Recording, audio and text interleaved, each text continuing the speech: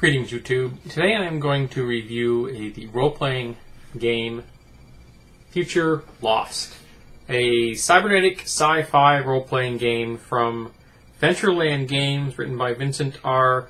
Venturella. Now, this is a D20-based game, and I bought this game cold. There were no reviews on Amazon. I was simply looking for something I had never seen before. I wanted no reviews. I wanted nothing. It was D20, so I understand the mechanics, ballpark. Let's see what they can do with them. Let's see if they have been able to adapt the D20 mechanics to the cyberpunk setting effectively. So I gave it a go. I bought it cold, along with my tactical pen, which I reviewed recently. And what did I get? Well, I think I'm going to have to modify a gaming term because this falls under the category of a science fiction heartbreaker. To my mind, the author of this book presented this game to the gaming community in the hopes that it would be readily accepted and seen as a quality product amongst the D20 line. And it isn't. There are a number of faults in the storyline, faults in how the game is mechanically set up, and I apologize if this sounds petty, the faults in the art. The art is at best high school amateur, and it goes downhill from there. While flipping through it, my wife glanced over and looked at it, and she said, "Is all the art that bad?" I said, "Yep, it gets worse." She's like, great. So, and she's not into gaming products like I am. So, what does this game do incorrectly? Well, first of all, the storyline itself shows an America in complete isolation. Now, an America in isolation isn't necessarily a strange thing. We've been in political isolation in the past, and it's possible that we could be in political isolation again in the future. But when I say they're in political isolation, I mean the only way the setting that is described in this gaming product could exist is if America were the only country on the planet. Because this game doesn't really seem to take account in any way, shape, or form that there are any countries outside of the U.S. borders.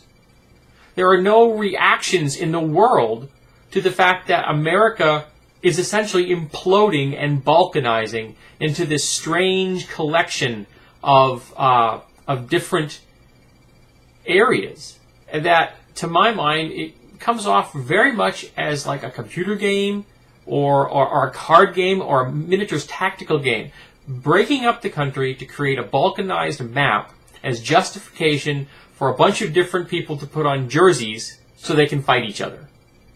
It wasn't consistent, it didn't seem to make any sense. There were things in it that just failed miserably on a storyline basis. So I didn't like that. I expect a little more depth and realize I used to be a major fan of Cyberpunk.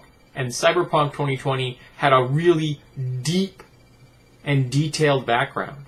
One that, to my mind, really made an internal sense because it was global, it took the outer colonies into effect, it had depth, and there was some subtlety in there. I mean, yes, things were painted large in many ways, but it reflected the time it was written in, and I think it did it well. And then along came Cyber Generation, reflecting a slightly different time in the future of the Cyberpunk 2020 setting. So, I come from that background. I want something that at least aims to be slightly as detailed as that, and this didn't. Another problem I have is that the D20 system, the OGL, available for anyone to use, has a psionic system built into it. It's a spell point psionic system. It's the 3.5 psionic system presented in the advanced psionics handbook, and it is the expanded psionics handbook, and it is, in my opinion, the best spell point system I've ever seen for the D20 system. This game here has psionics. You'd think, cool. The D20 system has all the work done. They've done all the heavy lifting. All you got to do is port it over, file the serial numbers off here and there, and you're good to go. That's what D20 Wars role-playing game did. They changed it ever so slightly, and they were good to go. And they came up with a nice version of that in the Dwarves role-playing game. But no, this game, Futures Lost, this used the spell, the Vancian spell system, as their model for their psionic system. There's a psionic power in here based on Goodberry. You take your psionic power, you take a handful of fresh berries, and you psionically turn them into healing spells. Where did you get fresh berries in a cyberpunk setting? Huh? I was dumbfounded when I realized what they had done. They adapted the completely wrong system from the D20 OGL when they had the complete right system right there.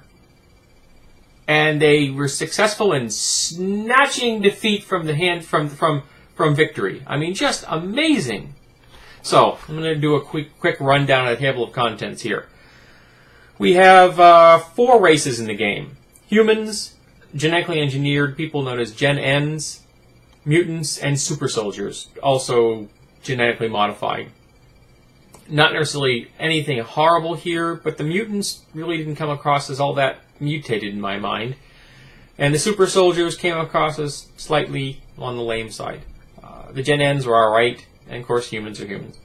We have classes. The boosters, which are psionic people that boost abilities.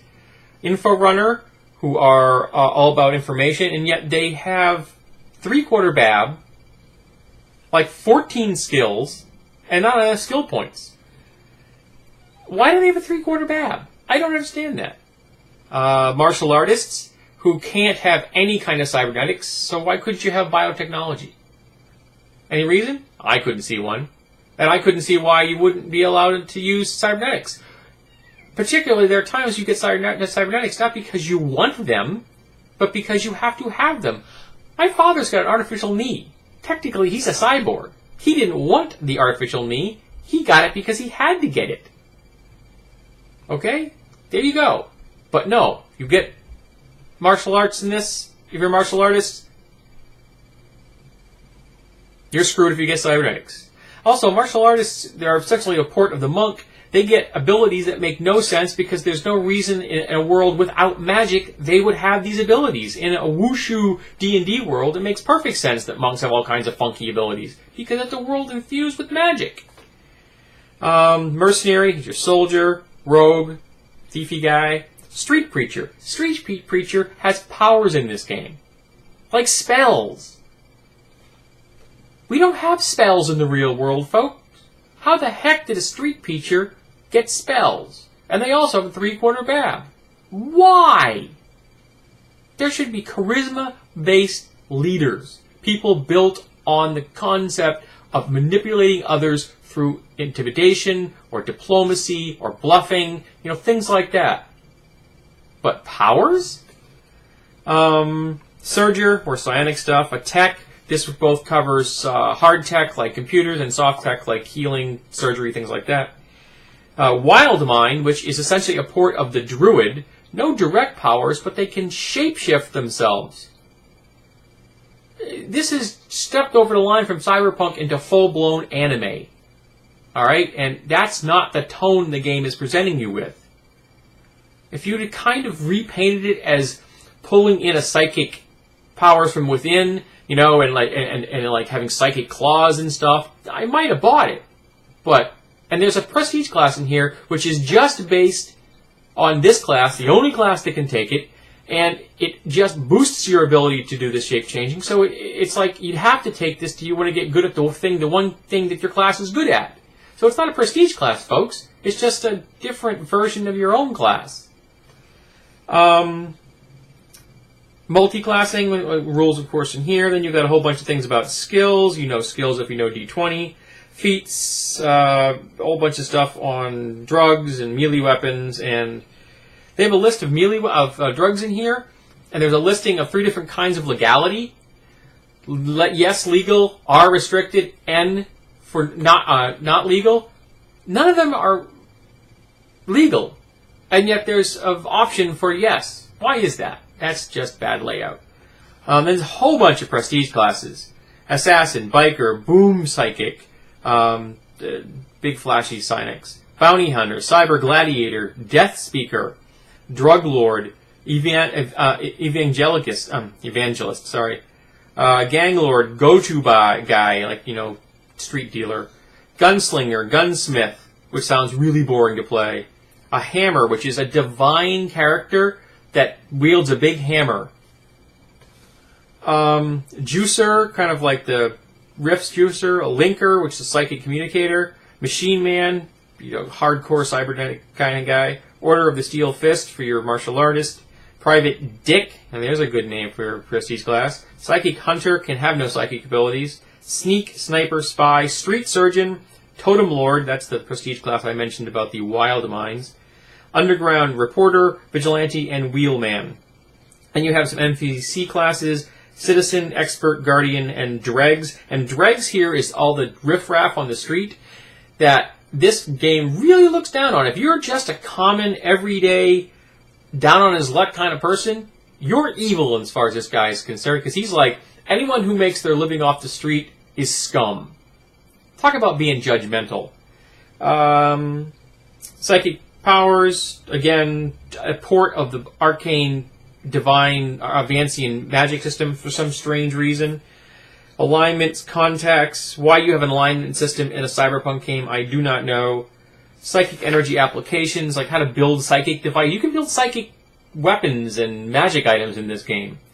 How psychic energy and cybernetics interact. A bunch of stuff on combat and a glossary. Okay, folks, this was not a good game. I apologize if you are Venturella, and this sounds harsh, but you had a chance of create a decent system. Core D20 OGL, I think, could do a cyberpunk setting. This is just not the answer to that. Now, I've recently printed out a copy of Interface Zero, so hopefully in the next couple of weeks I'll get a chance to read it and maybe do a review of it. Well, I will do a review of it. So maybe I'm hoping that that game does a better job of cyberpunk-style setting in the OGL than this game did. Because like I said, folks, this thing is a science fiction heartbreaker.